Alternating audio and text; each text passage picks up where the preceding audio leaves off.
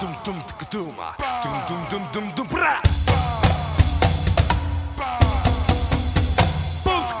Bum skutuma.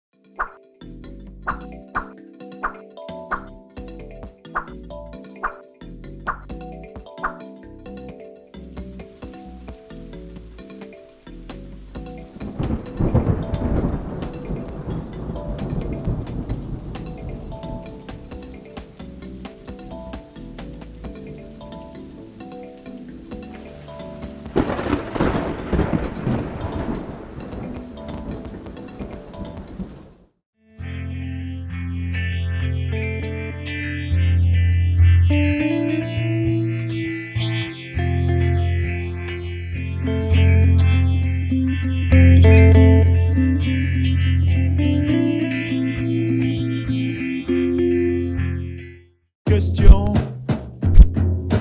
Question. Question. Mi-am schimbat raportul cu timpul.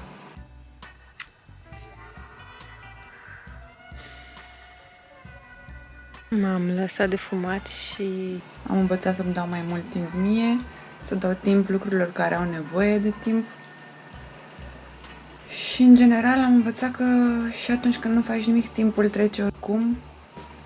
Și atunci parcă nu are nicio logică să plângi după el.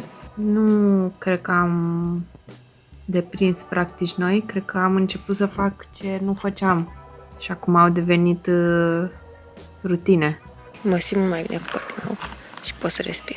Și nu s-ar fi întâmplat asta dacă n-aș fi stat în casă. Toate la timpul lor.